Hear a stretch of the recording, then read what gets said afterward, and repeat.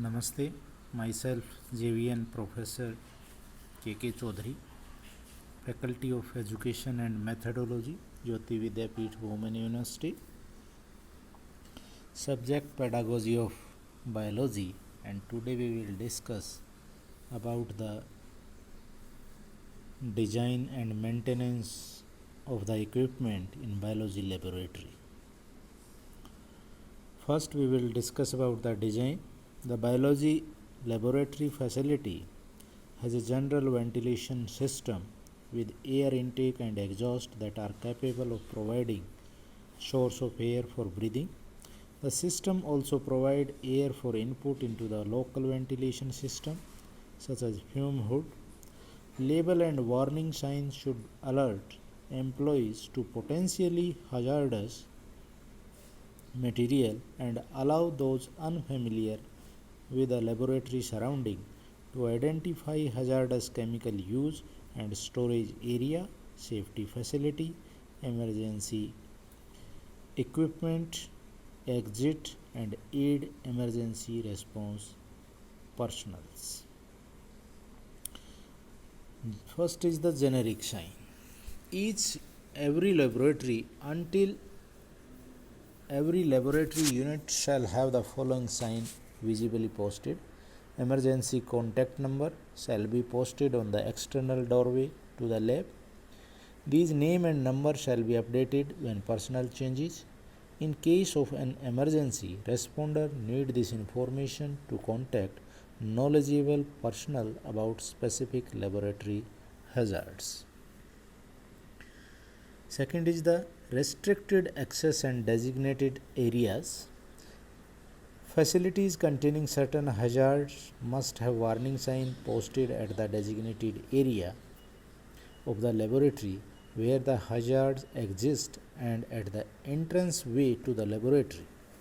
Any area placard placed as such are restricted access, designated areas and have certain standard regarding training and use by the employees. Such hazards include Class A carcinogens, biological agents that require biosafety level 2 or higher, radioisotopes. इसके बाद after then that is the storage area. Chemicals should be stored according to compatibility and as designated by hazard classes. Particularly hazardous chemicals should be stored and handled with extreme care. When ordering chemicals that are unfamiliar, review the MSDS before purchase to ensure that use and storage guidelines are understood. Assure that the following areas are labeled and chemicals are stored appropriately: poison, corrosives, flammable solid or liquid, oxidizer, irritants, low hazards. Then we come on the next point, that is the safety equipment. First, safety shower. Safety showers provide an immediate water drench of an affected person. The safety shower in the department have same design and method of operation. The shower should be located within 100 feet of the area where chemical with a pH of 2, 4, 9 and 12.5 are used. Eye wash facilities. Eye wash facilities are required in all laboratories where injurious or corrosive chemicals are used or stored and are subject to the same proximity requirement as safety showers. Optimally, those affected must have both hands free to hold open the eyes to ensure an effective wash behind the lids. This means providing eye wash facilities that are operated by quick release system and simultaneously drench both eyes. Eye wash facilities should be flushed out for 5 minutes at a time. Each cycle the laboratory is in use, a log documenting flushes is recommended. Then the ventilation controls.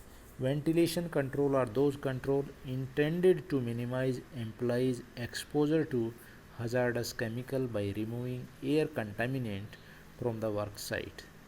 There are two main type of the ventilation control: general exhaust, general dilution. A exhaust is a room, a building wide system bring in air from outside and ventilate within the laboratory air, must be continually replaced, preventing the increase of air concentration of toxic substances during the workday. General exhaust systems are not recommended for the use of most hazardous chemicals. Then the local exhaust, a ventilated enclosed workshop intended to capture, contain and exhaust harmful or dangerous fumes, vapors, a particulate matter generated by procedure conducted with hazardous chemicals. Proper use of local ventilation system. Once a local ventilation system fume hood is installed in the work area, it must be used properly to be effective. For use of hazardous chemical warranting local ventilation control, the following guidelines should be observed. Use the fume hood when working with chemicals that are volatile or dust producing and which have the threshold limit value, a permissible exposure limit less than 50 ppm. Use the fume hood when dispensing select carcinogens, teratogens, mutagens and chemicals with level 4 acute and chronic health hazards rating from primary container. Use the fume hood when working with material of unknown toxicity or when the odor produced is annoying or unpleasant.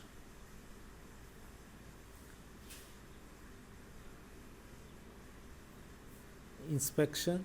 The chemical hygiene officer will perform or arrange for hood inspection annually. After the inspection, the hood are passed or failed for the use based on the certain criteria. Then spill kits and other safety equipments. The department maintain a standard cleanup kit and other safety equipments. Low-level hazard spills cleanup kit containing kitty litter, Ziploc bags or dust pans are stored in each laboratories.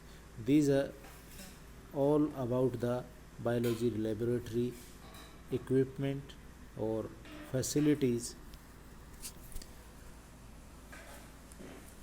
This session is powered by Digital Version 2.0 Jyoti Vidyapeeth Women University. Hope you are satisfied with my digital session. If you have any query, please mention in the comment box. I will resolve it. Thank you. Thank you very much.